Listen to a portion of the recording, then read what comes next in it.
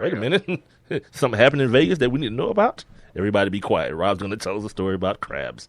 They make shampoo for it, by the way. You got to shave everything off. That's just what I heard. Well, so you're an idiot. That's not even what I was talking about. Oh, sorry. I was talking about, you talking about Jameis Winston posing with them damn crab legs on Twitter. Yeah, I think I titled that show "I Hate ESPN." Oh, I'm glad you mentioned that too, because guess what came out today? They were supposed to get the first interview of the first pick, the first overall pick, because apparently the deal is them and the NFL Network, they alternate year by year. Right. Who gets the first interview? Yeah, Jameis gave him the straight middle finger, B. Bam, gave it to NFL Network 2 years in a row. Good. See, that's what. See, and don't be mad.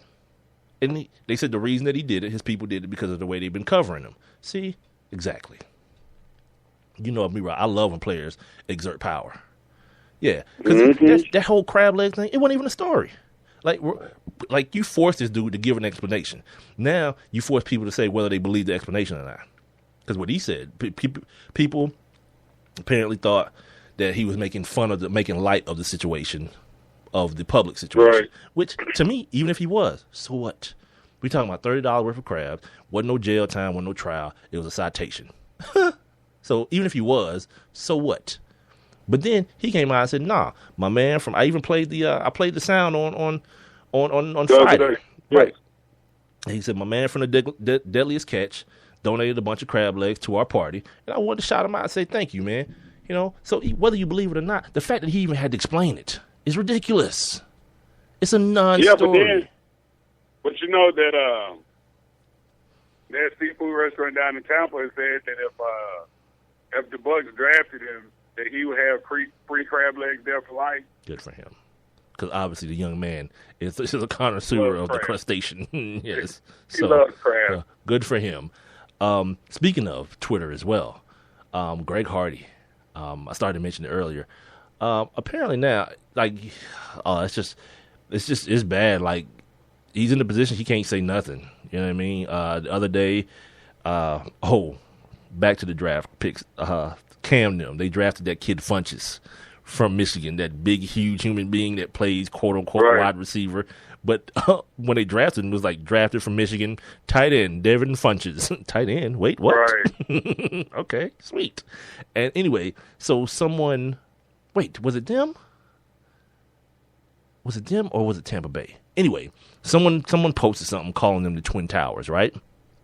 And so Greg Hardy, he gets on Twitter and says, wait, didn't the Twin Towers get blown up? So now, obviously, he has to be treating like he was one of the dudes flying the planes. Oh, my God, see, this is what we're talking about. Greg Hardy's at it again. Wait, what do you mean at it again? Like, okay, for him to be at something again, meaning something had to happen in the first place. And from my recollection, the thing that happened in the first place was somebody beating up a woman and choking a woman out on some guns. This is probably less than that. If I had to measure the two, I'd probably have to say that this Twitter thing was a lot less than choking a broad out on a futon filled with guns. Just me. I don't know. But it's like, now he's got to, delete his Twitter account, and, Jason Garrett and Jerry Jones have to address the situation with him. It's like, come on. When did we get here? At what point did the world get there that something that happened, bad as it may be, it was horrible, obviously, but the mere mentioning of it in any form of, where you're not downtrodden and sad about it is wrong. I always tell this dude, I can't remember what comedian did it, but he was like, you always know what kind of person you are by how long it took you to masturbate after 9/11. And he was like, with me, it was between the first and second tower. To me, that was funny. See what you just did? It's a terrible joke, but it's funny. When did we stop? When did we stop just being able to say, all right, it's funny, or it wasn't funny? One of the two. If it's a bad joke, it wasn't funny. But if it's a good joke, it's funny. When do we get to that point where it's like, oh, everything has to be taken so seriously, and yeah, he can't say that about 9/11. All right, God. I mean, we just watched the dude during the Justin Bieber roast, who dad died in the plane crash. Straight clowning. Did you see it? Did that happen? Have you seen it? Oh my God, no, I didn't. Please share. Please share. All right, this dude, he's a comedian. He's one of the guys on Saturday Night Live. Right. And so he was at the Bieber roast, and he was like, well, my dad died in the plane, September 11th. He was in one of the towers, and he was like, he just made some joke to the fact that Justin Bieber's career was headed the same way the towers did. But he made a couple jokes because he was like, yeah, I haven't seen, I think he was talking about Justin Bieber smoking weed, and he was like, he hadn't seen anybody. Oh, Snoop was there. That's what it was. He was talking about Snoop. He said he hadn't seen anybody inhale that much smoke since his dad died in 9/11. What? Oh, my God. Oh, my God. Like, dude, let me tell you something, dude. Like, even I hear that to get uncomfortable, but too. But you laughing. Exactly. But you laughing. It's a very uncomfortable laugh, trust me, dude. Like, and that's how, look. So watch it, because that's how I want everybody. Look, everybody, when they pan the crowd, folks was looking like, right. Should I laugh? That's so. see, because I'm a bad dude. That's the stuff that'll make me laugh even more. Like when I start seeing people feeling, like I'm the dude that was laughing during 12 Years a Slave, dude. Because I'm looking around at other people getting so uncomfortable. It's triggering something in me that I know I shouldn't be laughing at this. Right. Right. I'm not laughing at what I'm seeing on the screen. I'm laughing at the how uncomfortable people are around me. Because I'm like sitting in between my woman and like this other chick. I think she was a white chick too with a black dude, and I was like, "Ooh, perfect seat for me," because I want to look at her reaction every time. Every time something happens. He wanted like they role played that night. Yeah, dude, that was awesome, dude. I was like, God, I wonder what she's gonna do. Yeah, it was so stupid. Anyway, extra special. She's like, I did not know your people were. I didn't know that's what he did. No, I'm so sorry. Yeah, he did it on purpose. Now I think about it. Yeah, he took her to see that junk on purpose. So she could be feeling all guilty. Yeah, she ain't got nothing to feel guilty about. Screw him, man. Screw that dude. Rob mentioned this before as we were, I guess, transitioning from the first hour to this hour.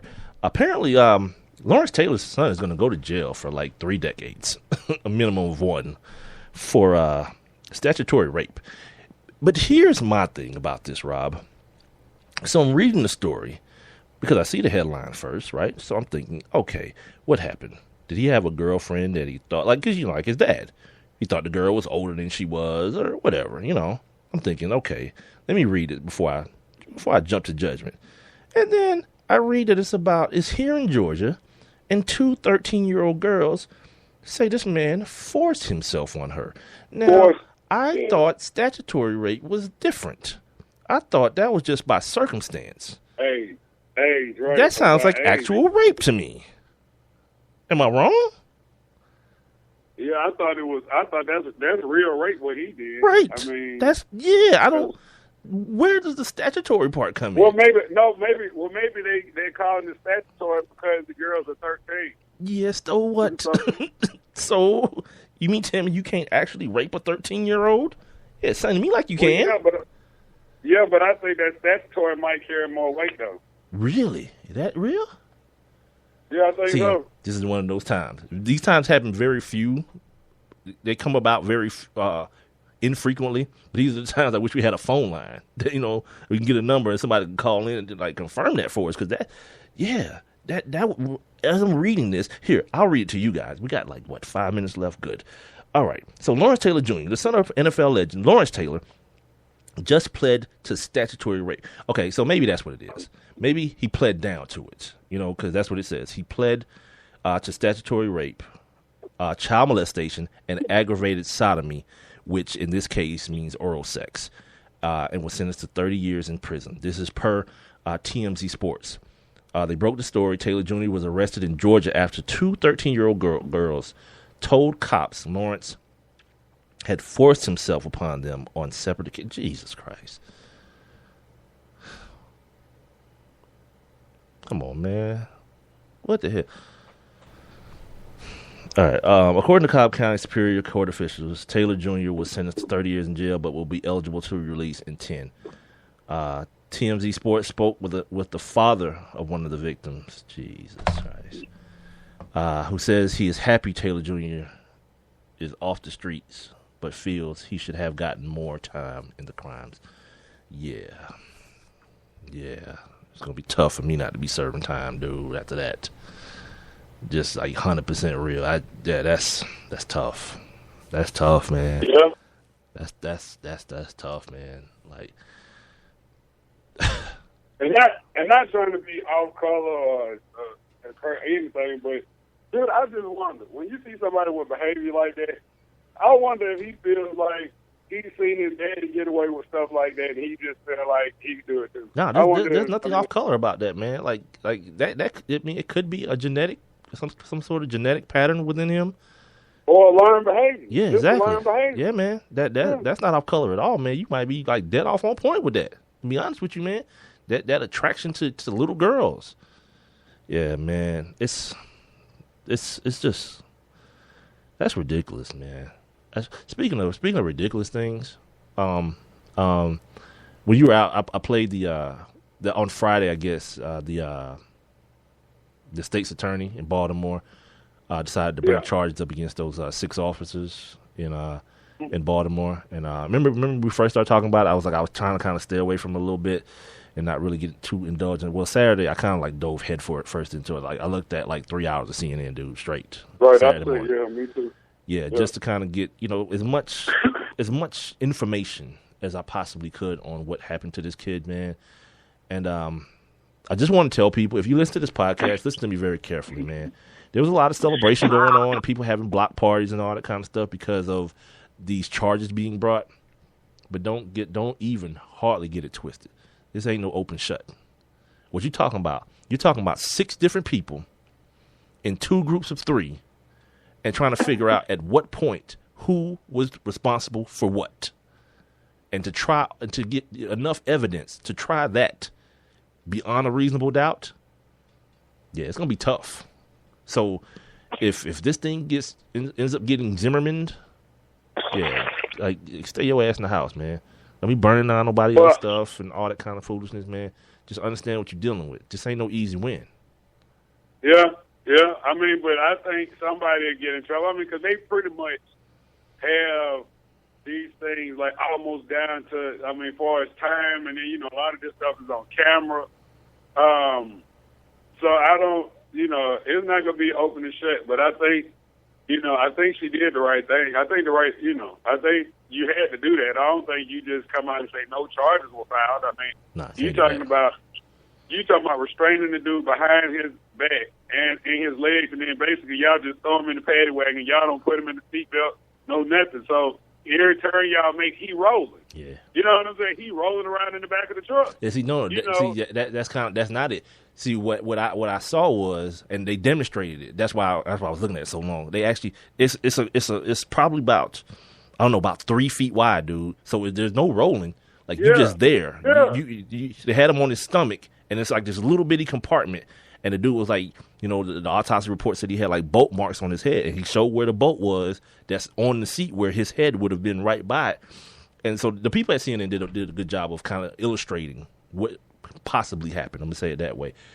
So yeah, the way we kind of envisioned this ride that they talk about of him like bouncing around everywhere, not necessarily him bouncing around everywhere, but how he was restrained, the way you just described it, with his arms and his legs shackled on his stomach. Yeah. The dude was like, look, if my arms and legs like this, I can't go anywhere. I can't even get myself up. So like, just like you said, every bump that happens, every move that happens, I'm just in this tight little corridor.